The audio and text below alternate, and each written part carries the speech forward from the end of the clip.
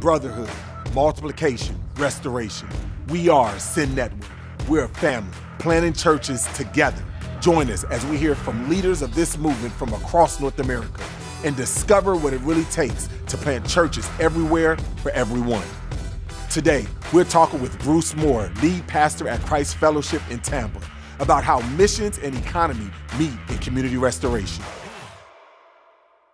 Bruce, it's always good to connect with you, man. Good to be here. Glad you're able to make it down. And man, I still remember the first time that we met. You know, we had a call, and you met a friend that we both knew that was a pastor, and he was talking about like how do we, be about planting churches in urban communities. And I remember hearing about your call at that time of going from kind of a mega church pastor to a pastor that was coming into this neighborhood, this urban community that was dying or declining, and just God's passion, and a church that you prayed for many years, and then now God called you to that church, and so man, it's just really good, and just seeing you going from that. How long ago was that? It's 8 years ago. 8 years ago to now where you are, Christ Fellowship. Yes. Right, and I mean, and just man, how has that been? How has that journey been for you?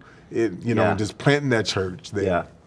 Well, one thing I'd just say is thank you, because none of us do this by ourselves. And without really the Sin Network and connections with friends like you and other guys that you and I know and have been around, it's been such an encouragement to have brothers in the Lord and pastors that have encouraged me and given me advice and counsel. And I mean, we probably have talked at 2 o'clock in the morning, and we've talked at 4 in the morning. So, that's been one of the amazing things. And I think, in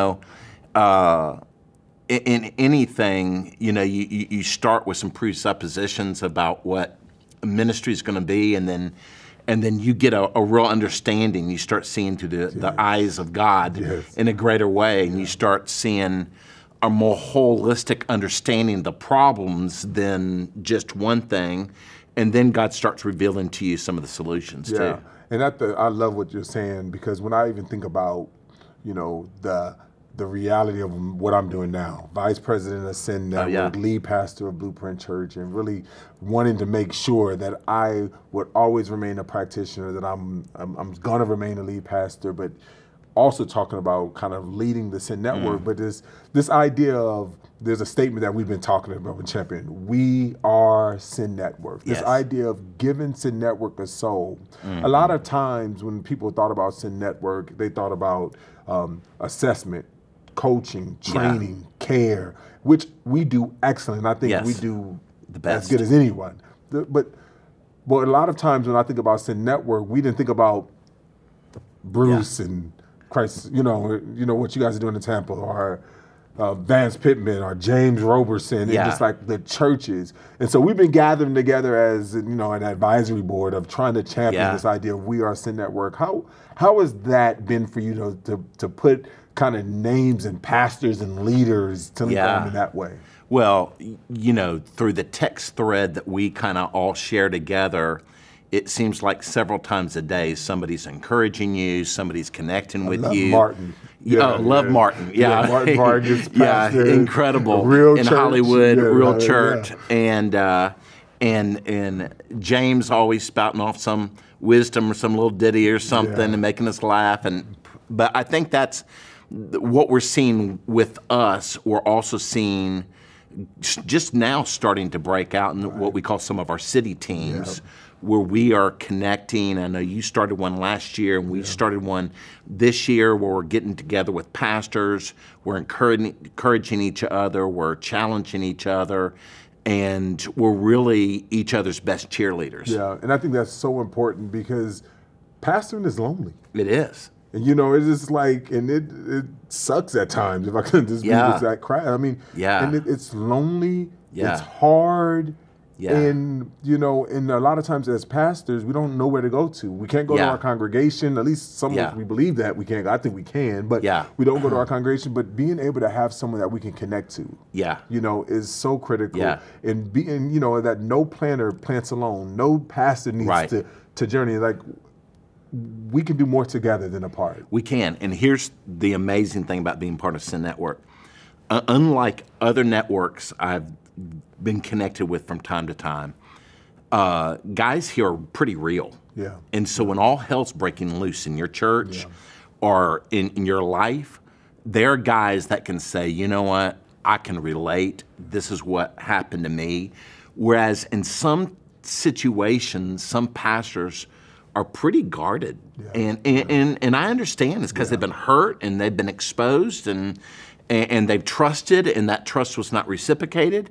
And so one of the things I love about the family of Sin Network is being able to share your hurts and your pains and your opportunities, and people celebrating with you or crying with you. And one of the things I love, there's so many things to celebrate about what you've done. I mean, we talked about a little bit about your kind of your story and how you got to plant the church, but there's so many things that you are doing, have done, and are doing currently, you know, around this kind of a holistic understanding of disciple making. That's something that we have an affinity to. It's about making disciples holistically. And, you know, and specifically when it comes to kind of the idea of economic restoration. Talk about kind of your journey in that, of when it became important to you. How do you undergird it biblically, and then also kind of what you've been doing. And so I think that maybe early on when we started Christ Fellowship, we are in the urban core, very similar to Blueprint. Christ Fellowship currently is about 30% Black. We're about 30% Anglo, and we're about 30% Latino. And so we're very mixed congregationally. And one of the things that God started speaking to us about is, I think maybe we had a very limited understanding of discipleship. And we didn't have more of a holistic understanding. In 1 Corinthians 5:18, where Paul talks about that God's given us this ministry of reconciliation, and the whole aspect that God is wanting to redeem every part of our lives. And then I think in Genesis 1, you know, something that really hit me early on was, Dhati, that we saw that work was before the fall. That's good. And so therefore it was created by God for his worship, and then it was redeemed after the fall. And so God did not do it as a punishment for us, but he did it as part of his redemptive work. And so we just started seeing, you know, the church, most churches, our church, had much to say on Sunday morning. We didn't have much to say or much influence on where people live, work, and play. And is that something that you, like, as you was planting this church, that came upon, or is that something I would say in the first 2 years, I noticed that we were really good at 45 minutes at Starbucks. In fact, we were the best, you know. We were really good at that, but, you know, or on Sunday morning, you know, but we did not have much influence in the areas where people spent most of their time. And so rarely, you know, God just started convicting me, you know, do you hear a message on the theology of work, or the theology of urban planning, or the theology of job creation? And so God started convicting me that we were missing out on influencing where people spend the majority of their time, and in the spheres where they spend the majority of their time. So how do you not make it about those things? Because a lot of people are like, well, you know, if we do that, then what about the gospel? What about saving souls? What about like that? And we can lose all of that. What do you say to them? Well, I would say that when we return worship to work, or worship into play, or worship into where we live, then we see the redemption and restoration work of God. And so rarely do you ever have somebody say, oh man, I had a great day of worship at work. Or man, we had a great, on a basketball team, man, we had a great time of worship because we disconnected. Sacred and secular. It very much so. And most churches tend to continue into that direction. So one thing we saw in our city, in our area, we saw either because of people's past failures, they were economically challenged, and also because, to me, in an urban core, the system tends to be rigged against minorities, and it tends to be rigged against people that are already living in poverty. And so there was no way for them to get out. I mean, just for instance, because the church had never spoken about urban planning, when we tried to move into our neighborhood, there was no comps in our neighborhood, which means the mortgage company said, we can't give you a mortgage. They said the only way we can give you a mortgage for $150,000 is if you have $150,000 in your bank. And so Heather and I had been saving, and so we got a mortgage for $150,000. And it came to my mind, the only other people that are buying homes in our neighborhood are guys that are buying homes to rent out to other people, to make people, to turn them into even greater need of that person and into greater poverty. And so we just started saying, how can we speak into the lives of people about their work and about their skills in order to see them as God sees them, as people made in the image of God, and God redeeming them back into his full purpose and plan for their lives. And that's where we started saying, what would God do if he was going to start new jobs in this area? So practically in the church, how did you guys begin to do that? Like, what are some ways that you begin to do that? Because, I mean, at your church, there's all the way rich, poor, young, old, you're very diverse. You talked about the diversity of the church already. Like, when you got so many different starting points, how did you wrap your arms around that to begin to provide programs? I think the first thing you do is you say, God, what do we have in our hands? And so we had some dirt, and we had a rundown kitchen that the previous church, when they stopped and gave us the property, we started Christ Fellowship, they had a kitchen. And so there was a couple, we had won to Christ. They'd made commitments to Christ. He was a chef and a trained chef. And so we started talking to them about the possibility of them starting a catering business and hiring other people. And so then they started in the kitchen there, and they started hiring people in our church. And then they make the best gluten-free baked products, gluten-free bread and other sweet rolls and things like that. And then they started selling those to local restaurants and to local hotels and to local coffee shops. Let me get this right. So basically, one of the things is, and I love the principle that you just stated, I don't want to miss that, is what do you have? That's exactly That's the first thing that Jesus, he was just kind of like, bring to me what you have. Right? I mean, you look at that. I mean, Christ, when he was healing the blind man, he took spit and he took dirt, and he could have just said, you're healed. But I think he took dirt and spit because I think he was giving us a principle there. Same with the feeding the 5,000. And the principle is start with what's at your fingertips. And so he used the loaves and the fish, he used the dirt and the spit, and that became the vehicle he used to be able to bring the miracle. He miracleized what was in his fingertips and hands. And I think that's really what we ask God, because we discount that, and that's where the miracles come. And I think that's, okay, so first, what do you have? Because a lot of times, well, I don't have a building. Well, I don't have, but like you said, what do you have? So to some degree, you got to take inventory of what you have. And I love what you said in there.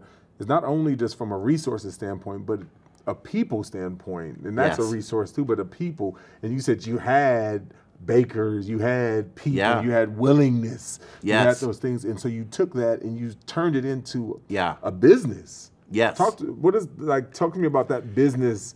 That like, how did it start? How does it work? How does it connect Yeah. with the church now? Well, our goal was never for our church to start multiple 501c3 businesses. Right. Our goal was to empower people on how to start a business, to put biblical business coaches around them, and then allow them to be led by the Holy Spirit and directed. And as long as we could help give them something or help them in some area to further them along, and as long as they were committed to employing people locally, then we would get behind them. So And so we call it gaming the system. gaming the system. Okay. Yes. What does that mean? Gaming the That system. means is that when they started off as a Clementine baked good company, we didn't charge them rent, Okay. we didn't charge them electric, and we didn't charge them for gas. Okay. So in essence, their threshold of cost was much lower than the competition. Okay. And then we crowdsourced to their benefit. So their competition, in essence, has to make a name for themselves. We make a name with the hundreds of people that go to Christ Fellowship. So we said, hey, we got this baked goods company, let's support them. So we're crowdsourced. So immediately they had people wanting to purchase their products. And how does that relationship between you and Clementine work? The church and Clementine. We allow them to use the property and they tithe. Okay. So it becomes a win-win situation. It does. It's a win-win. And not only do they tithe, but the people that they many times employ, Right, and if they're that's part what of I our do now. church, they tithe. So what they you- give above the tithe. Yeah. And then here's the big deal. They become a testimony into that sphere to restaurants, to coffee shops. Hey, how'd y'all start? love it. We started at Christ Fellowship. And- Tell me about that. You can't believe. Let me tell you the story. Yes. I've never heard of a church doing that.